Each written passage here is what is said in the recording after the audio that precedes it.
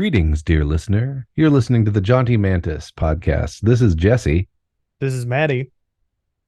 and we are presenting to you today a special bonus episode. True Why? story. Yeah, why do we do these? Well, the Jaunty Mantis is released in seasons, 12 episodes per. And the reason for that is so we have time to take a breather, get extra recordings done, make sure we don't fall behind. So if you're listening to this, that means that we're in between seasons. We made it. So we'll be back soon. And until then, enjoy this episode, this bonus episode. It's not necessarily about role playing game topics, but it is very nerd adjacent. And we hope you enjoy it. Yep.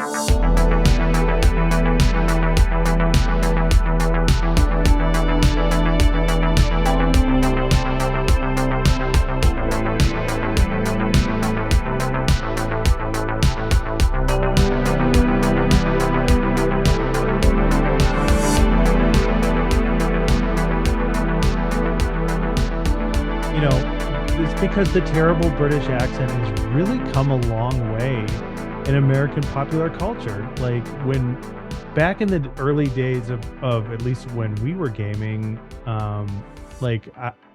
it was sort of like not an embarrassment of the culture, but kind of just like yeah, that's something we do. You know what I mean? Like you would have that person who or people in your gaming group that would do that really bad British accent, and then somebody new who either never played before or didn't play with your group would come into the group and they'd be like, why are you guys all talking like that? I think well, yeah, too, like anytime we know about something that happened in the medieval period or Mm-hmm. happened in Europe, where these Eurocentric fantasy games are set, we have all of our ideas from it from some show full of British actors. So For I sure. think that's just like the default sort of sound in our head.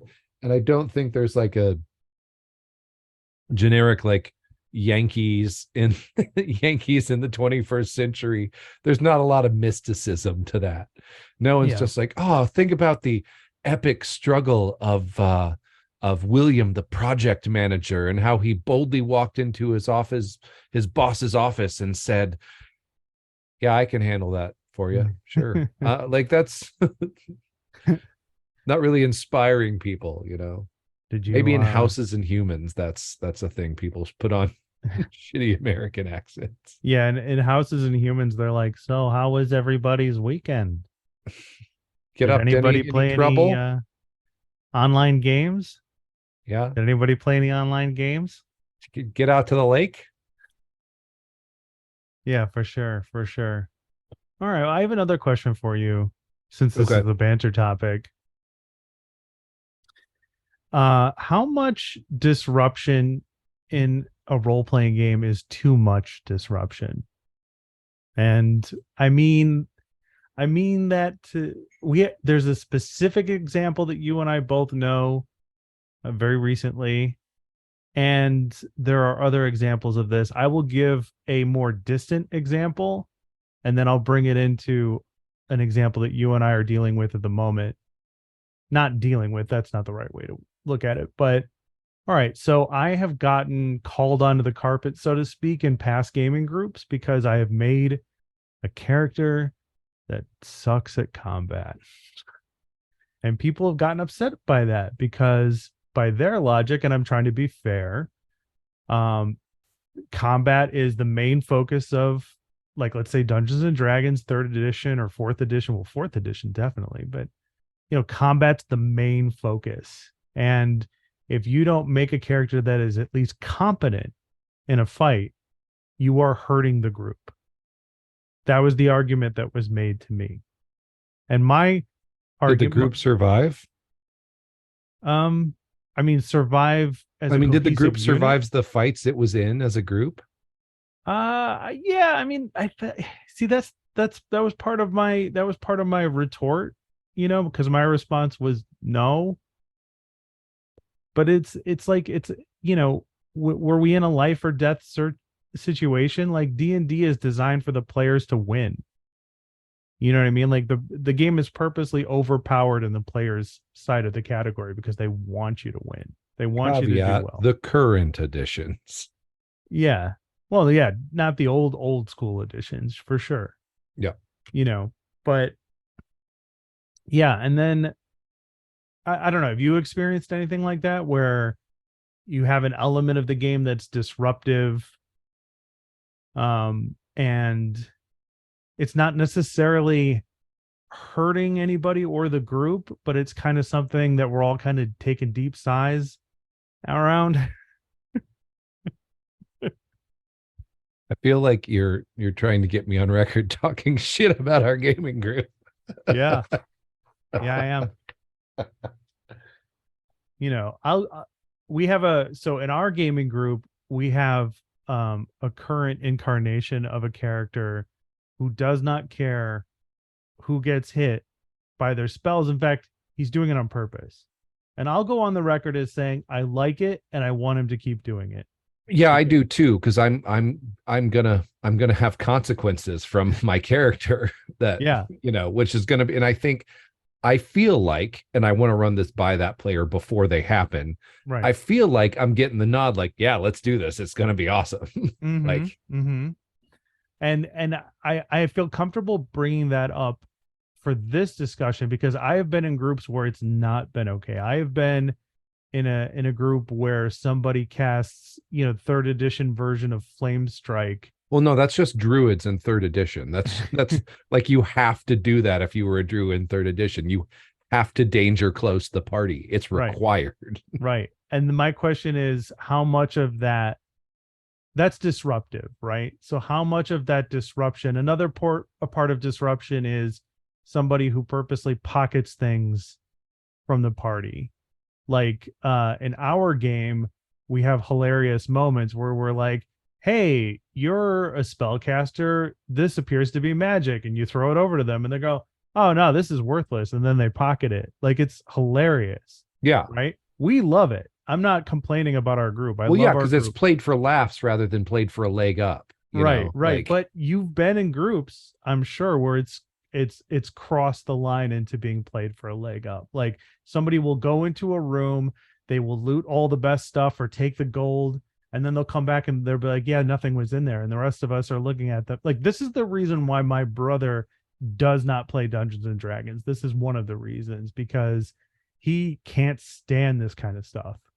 So my question is, when does disruption become too much of a disruption? And these are our examples. when people get legit mad, like, Mm-hmm. that's the line. When they get legit mad and feel they have no recourse and can't talk about it. Okay. Have you had a moment like this? Um, Not in the last decade. Uh, I feel like a lot of that's a function of playing with strangers, Mhm. and playing with, younger. I mean, like, I'm sure that happened in some of our Chicago groups, but I can't recall specific instances until you, of course, can, and then remind me. I'm like, oh yeah, fuck that. Like, um, Yeah, I can do that. Keep going. so yeah, I mean, I think like it's a function of maturity, which is the non-funny answer. Like, I think the Mhm. function of maturity to be like, hey, this thing you're doing is affecting my enjoyment of the game.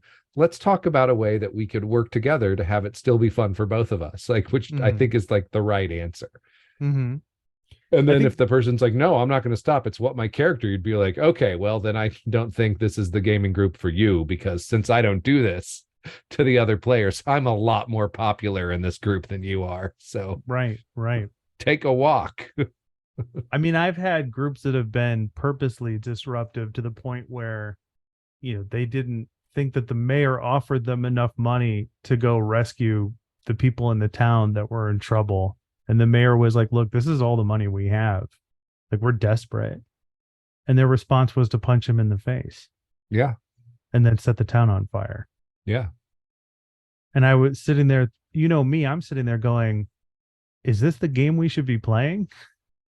Like, should I conclude this and be like, all right, I'll be ready for you next week, And then all of a sudden there's a roving band of, Imperial soldiers who are, heard about this group's exploits killing off the townspeople and have come to kill them or whatever. Like, is that what people want when they like? I feel like people in those situations are purposely just acting out to act out, right? We all have stressful, busy lives where we get, put under the thumb of our job or whatever the case may be, or somebody cut us off on the expressway, or I don't know. And then I guess D&D or another game is the way to take it out our frustrations. Yeah, I mean I don't think I've been that kind of player in like 25 years, so it's really hard for me to empathize uh with that. Um I mean, it's a banter episode, so I feel like you're just be like, well, fuck those dudes. Like, Mm-hmm. um, But how do we creatively fuck those dudes? yeah, no, I think the roving Imperial Death Squad that have like, you know, or they didn't kill the mayor and he was lying about the coin and he goes off and hires a couple hill giants, and they carry him around on a little howdah of vengeance and like, Mm-hmm. you know, Yeah. And then are you running the game for the players that they want? Or are you being a vindictive asshole in response to people being disruptive assholes? this is a conversation about a game that Matt and I had for like months, years, maybe, about this one group of people that Matt like deserves. If there's a like a medal of valor for sticking with it when it's not a good time as a DM, I think Matt earned that multiple times, and should just tack that to his chest because he kept trying to make it work. And Mm-hmm. um I think the thing is, if a conversation doesn't work and you say, okay, they did this thing, I am also a player as the DM. What's the most interesting thing that I think could happen as a result of what they did? And then go with that to see what happens. If you're not doing it to be, like putative, but you're like, you know, I think that mayor survived and he's got a wealthy, noble cousin. And this is all going to be a new verse. So there'll be loot they could possibly steal because he paid them. So there's something in it for him. But I think he runs off and hires some hill giants to go, rough these guys up for, you know, taking his town's last coin or and punching him in the face in their moment of desperation. Mm-hmm. Gotcha. Okay. And if they react badly to it, be like, okay, well, what did you think was going to happen? Mm-hmm. Well, that's the thing is I don't know if I've ever gone the length that you've described. I don't know if I've ever taken that route of like, let's say the scenario you just described. I've never actually gone that route because I get into like a mental tongue twister, so to speak, where I'm like, well, wait a minute. If this is how I respond, is that what they want? Like, is that the game that we're playing? Because that's not the game I signed up to play, you know? And then if I'm willing to do that, what does that say about me, like as a gamer? Like, shouldn't I just exit the game instead of coming up with a path of vengeance? Because I don't derive pleasure from that. I'm not like, yes, I'm going to kill everyone in the party with a cadre of drunk hill giants that have been paid to seek them out and destroy them. I Yeah, I don't don't know. know. I mean, I think it all depends on your motivation for doing it. Mm-hmm. Are you like, they want to fight stuff, they want to play rough. Here's an encounter that's, they get to fight stuff in rough and it directly is tied to their actions. Mm-hmm. I wouldn't say like go, he hires a bunch of cloud giants and titans to come in, like no chance of victory for the party. Um, Well, isn't that the way we kind of used to do it as kids, so to speak? Like we didn't know any better as kids, right? Like if you have that, like I've heard or been in groups where people have been like, well, I designed, like, oh god, I met this guy once who was like, yeah, I used to play D&D as a kid. My buddy and I used to come up with inventive ways to fuck each other over, and one time I created this pit of acid that would like, you know fill and empty, and there was some sort of magic spell that would regenerate the guy. And it's like they weren't actually like playing an adventure. They were just using the rules to create creative torture scenarios for each other. Oh You know yeah, a what I mean? story I remember from a kid's game is my friend who taught me how to play was playing a campaign with his brother where they like lured Tarask into a massive pit with a bunch of leaves covered in oil of slipperiness, and it ate the leaves and then like shat itself till it drowned in its own diarrhea, like with a massive pit they had made. Really the only way to kill that creature if you think Yeah, about it. drown it in its own diarrhea. That's how you Mhm. kill a Tarask. So God, I remember Children Adventure, a game I played as a kid when I was like a kid. Like we all went into the dungeon and we all found rings that let us turn into the chromatic dragon of our choice. And we also all found like +5 plate mail that would change with us when we were in dragons. So then we could be a dragon and +5 plate mail. And then we all met like this one room with water, these like super smoking hot nymphs that like wanted to be our girlfriends. And like then we all had like nymph wives with our armored dragon core. So like yeah, that was just straight power fantasy and hot nymph wives. Mhm. Not to be underestimated. I guess what I'm saying is I think I was probably really cool when I was 12 based on that story. A Mhm. cool guy.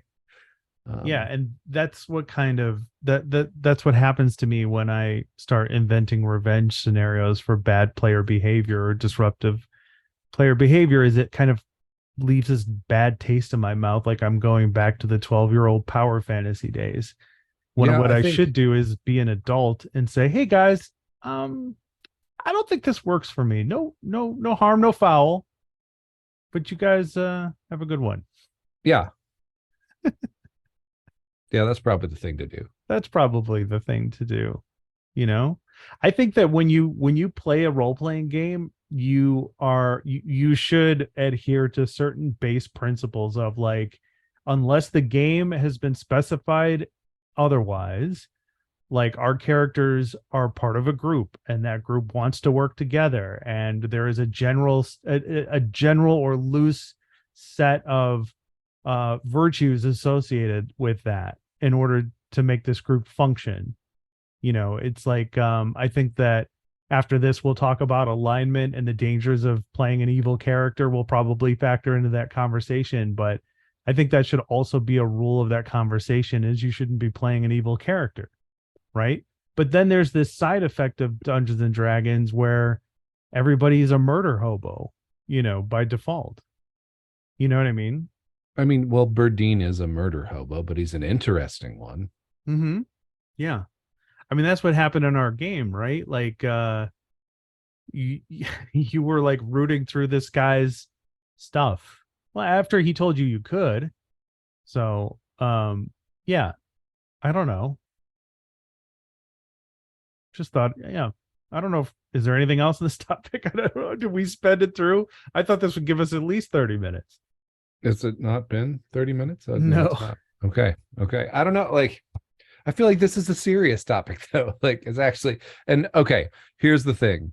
Hmm. I have read social media about role-playing games within the last 10 years. I just want to get this out for anyone in the audience that's sitting going, it's all just a question of session zero. That's all you have to do. Didn't you have a session? Yes, there was a session zero. There Hmm. were multiple conversations about the disruptive behavior. There were multiple attempts to rein it in. There were like Matt and I talked about this group for like 2 years.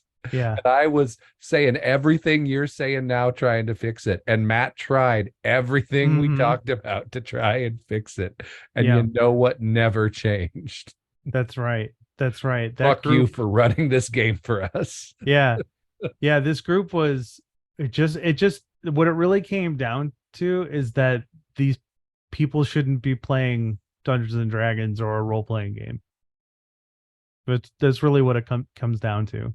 And I stuck with it because at the time, these were some good friends of mine, and I didn't even think they'd be interested in playing. And I showed them the books, and to be fair, the first couple of games that we had were actually, I think in a maybe our episode 0, we described how this moment of having new people play, and nobody's ever done that wrong, in our opinion. That's never been a bad experience, in our opinion. And this group that you and I are talking about, now that there's been like what, 5 or 6 years since then or more, um, they had a great first couple of games. Like I thought I'd hit the jackpot. I was like, these were people I would never thought would play D&D, and then they asked me about it, and I was like, well, here, let me show you the books. And then we rolled some characters and started playing, and our first 2 or 3 games were really, really good. They fit that same pedigree of like nobody's ever had a bad game, you know, on their first go. But then something happened. And then the game was about like, just like, I think it's a common problem when people describe role-playing games as you could do whatever you want. I think you should never describe a role-playing game that way. If somebody's like, well, what can I do in this game? You should never say you can do whatever you want. Because I think that try to do anything that makes sense in the story. Right. And I think that kind of, that's where we went. Is I think what happened with that group is they started pushing the boundaries, and I was having the world react to it, and then it turned into arson and brutality and murder, and I need something more than that. Like, we've been playing Diablo 4. That's Diablo 4 has a story in it.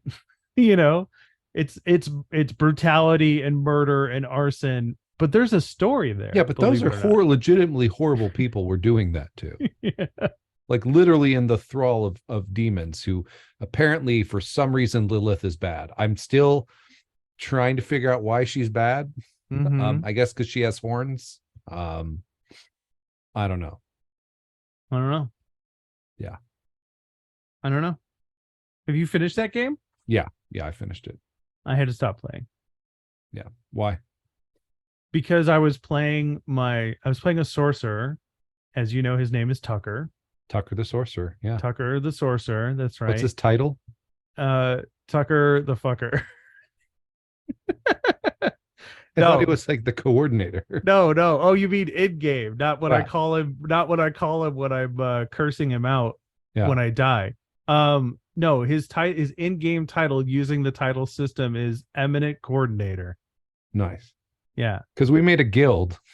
Yeah. Called Risk and Compliance. That the whole bit is it's like a corporate organization. Because we both have big corporate jobs now. So that's true. That's true. But I had to stop playing Tucker, the Eminent Coordinator, because I don't like, no shade on anybody who does. If you like looking up a build, that's awesome. I think you're playing the game the right way, and I'm not. But I don't like looking up builds. I want to try stuff out, choose the abilities I want, play it from there. You know what I mean? Like if I'm playing like something like World of Warcraft, and I'm in a guild and we're doing like a dungeon or whatever, like I'll try to find the best build I can and the rotation, because I want to do it correctly, because other people are relying on me. If I'm playing Diablo 4 with my buddy, like I'm just going to choose whatever talents that appeal to me and then try to make the best of it. And I had to stop. I'd done that with Tucker, and then I had to stop because Tucker accidentally found an amazing item that gave him like a plus something ridiculous amount of extra damage if the enemies were like frozen. And I didn't have any frost stuff in my build at all. And then I'm like, okay, well, I'd be stupid not to take advantage of this. So then I changed him over to like a frost. Like I'd pick talents, and it's not that that's not fun. It's just that wasn't what I was doing before. So now the character's unplayable for me. You could just get rid of that item. But I don't want to, because that's what, like, it's an amazing item. Like I'm stuck. So what, he's got the damage now and he just doesn't have the staying power, like the armor? He keeps dying? No, he's fine. He's killing stuff faster than he's ever killed them before. Because I'm a werebear since the last time we played together. I'm now a werebear all the time. And I just roar at things. Okay. Because I got some great items. Yeah. And I think that's the play loop. Yeah. Yeah, exactly. Like I'm afraid to start another character because I feel like the same thing is going to happen. right? You're Like building a Hearthstone deck, Matt. That's what you're doing. And am I? sometimes you get a good card to build around. Yeah. No, if you're gonna play Hearthstone, you should use a deck online. Oh, You know, okay. you should learn the meta and play a deck from on, that you found online, Oh, okay. in my opinion. I was just trying to make an analogy to like Diablo 4 as a deck builder. Dude, Hearthstone's a really bad example. Okay. Hearthstone, Magic. oh, I haven't played Magic in forever. One time when we were roommates, faithful listeners, I got home real drunk and I bust into Matt's room and said, "Hey, I just got some Magic the Gathering cards." And I was like, "Do you want to listen to Rush and play Magic?" He said yes. It's what you do when you get really drunk. You get Magic cards and listen to Rush. Yeah. And I still had a deck from when I was a kid, and I dug it up and we played. I feel like it was good, the deck you had from being a kid. Yeah, it probably wasn't tournament legal. I would never play in a Magic tournament. Oh, okay. Why not? I just the smell. I was going to be kinder than that and just say that's not the play experience I was looking for. Well, look, I don't want to compete with people's checkbooks and ability to Google. I used to be friends with a comic book store owner, and by friends, I mean I was a loyal patron and he enjoyed the fact that I was buying things from him and he was nice to me. But he would hold Magic the Gathering tournaments at his shop, and he would have to open up all the doors and windows afterwards and like light incense or something. And it was awful. Like the store, you could tell the next day if they had a tournament in the store. So maybe that's not fair and maybe it's hurtful, but it smelled really bad. So that's where that comment came from. I apologize. Okay. So friend of the show, Patrick, brought his kids up when they were little. And this was before I had my own. And I was like, I'm going to be cool uncle. And they were all into My Little Pony. So I took him down to the local game store that has a big 2 wings. One of the wings is giant, like play space. And that's where all the card sales happen on that side. And I'm like holding the 6-year-old's hand, and I'm just like, so cool. I've never had a kid who I've never really known a child who like thought I was neat. Now I have 2 that think I'm neat, and it's a terrible burden, but that's because they're mine. It's a different story. Mm-hmm. But we walked back there to buy the 2 decks for them for the My Little Pony Friendship is Magic card game. And I feel this little tug on my hand, and I look down. This little tow-headed blonde child holding my hand looks up with me, that all the hope of the future in her eyes, just the potential of everything. This child who has chosen to entrust their truth to me, and she says, "It smells like boys in here." It does indeed, child. It does indeed. It certainly does. Yes. Ugh. And that's why you don't play Magic the Gathering. No, I don't play competitively because like to make nerd friends, I actually sat in on a Friday Night Magic. I love kitchen table Magic. I just don't have a regular play group, and I get obsessive about buying cards, so it's good that I don't. But when I first moved down here after I got back from China, I went to a Friday Night Magic to try and make some nerd friends, and I basically got like 2 or 3 opponents who just like super try hard came at me, and they were like, "Get good," like, and I was like, this is not a community I want to be a part of. Like, wow, I'm good on this. Wow. The joke's on them, because I soon after got hired to work the Sunday shift at that game store, and they were all jealous. So they were jealous? Yeah. They were jealous because you were working at the store? Yeah. Why? Because they didn't know how unpleasant it is to work at a game store. Got a glassy-eyed smile while someone tells me about their character for 45 minutes. That's right. That's not a cool character. Yep. And with that, let's go into